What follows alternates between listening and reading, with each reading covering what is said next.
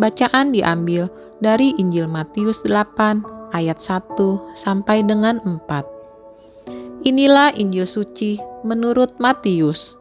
Dimuliakanlah Tuhan. Setelah Yesus turun dari bukit, banyak orang berbondong-bondong mengikuti Dia. Maka datanglah kepadanya seorang yang sakit kusta. Ia sujud menyembah Yesus dan berkata, "Tuan, jika Tuan mau, Tuan dapat mentahirkan daku."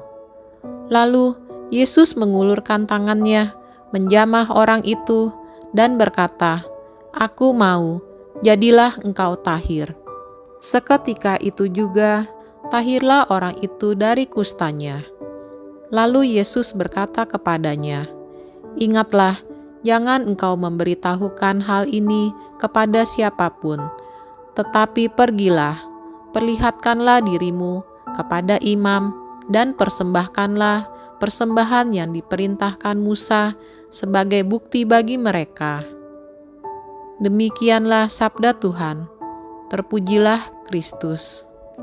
Untuk kita renungkan, penyakit ada banyak macamnya. Ada yang ringan sehingga mudah diatasi, namun ada pula yang berat sehingga sulit ditangani dan dapat membawa penderitaannya pada kematian. Dapat juga dibedakan antara penyakit menular dan penyakit tidak menular. Ketika seseorang terkena penyakit menular, tetapi penyakit itu tergolong ringan, orang lain tidak terlalu cemas kalau dekat-dekat dengan dirinya. Sebaliknya, apabila penyakit menular itu berat, sulit disembuhkan, dan dapat membawa kematian, masyarakat menjadi takut dibuatnya. Agar tidak membahayakan orang lain, orang yang sakit seperti itu kemudian diisolasi, ditempatkan di ruang tersendiri yang tertutup dan diawasi secara ketat. Kita ingat beberapa waktu lalu ketika COVID-19 merajalela. Saat itu, masyarakat dilanda teror yang luar biasa. Banyak orang menjadi takut dan cemas karena penyebaran virus corona yang sangat mematikan. Kita tidak berani keluar rumah, tidak berani berdekatan dengan orang lain, tidak berani pula bersentuhan dengan manusia maupun benda-benda karena takut ketularan. Pada zaman Yesus, salah satu contoh penyakit menular yang berat adalah penyakit kusta. Ini merupakan penyakit kulit yang menjijikan, mengerikan, dan menajiskan. Orang-orang yang terjangkit penyakit kusta akan diasingkan oleh masyarakat karena dianggap najis. Mereka harus tinggal tersendiri di luar perkampungan dan tidak boleh berkeliaran dengan bebas. Masyarakat sangat takut dengan penyandang kusta. Selain bisa menularkan kenajisan, para penyandang kusta bisa-bisa menularkan penyakit itu sendiri kepada mereka.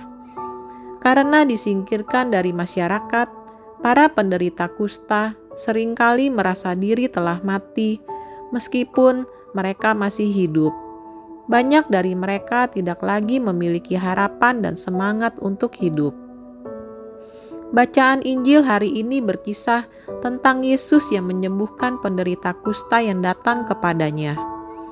Bisa kita bayangkan pada saat Yesus berjalan bersama-sama dengan banyak orang yang berbondong-bondong mengikuti Dia, tiba-tiba datanglah seorang penderita kusta kepadanya. Ini adalah tindakan yang berani, sebab menurut hukum Taurat, orang itu seharusnya tidak boleh ada di situ. Tidak boleh pula mendekati orang-orang lain yang sehat. Karenanya, boleh diduga saat itu orang-orang terkejut melihat kedatangannya dan langsung menjaga jarak.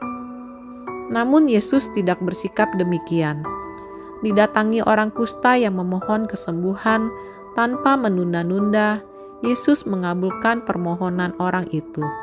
Ia mengulurkan tangannya, menyentuh orang itu, dan menjadikannya sembuh. Inilah buah keteguhan iman orang kusta itu. Sebab dengan menjumpai Yesus, ia telah mengalahkan ketakutan dalam dirinya akan cemoohan dan pandangan-pandangan negatif dari orang lain. Sebagai pengikut Kristus, tidak jarang kita juga dipandang sebelah mata oleh orang lain. Apapun yang terjadi, kita diajak untuk tetap memusatkan pandangan dan perhatian kita kepada Yesus sebagai satu-satunya sumber keselamatan kita. Tuhan Yesus memberkati kita semua.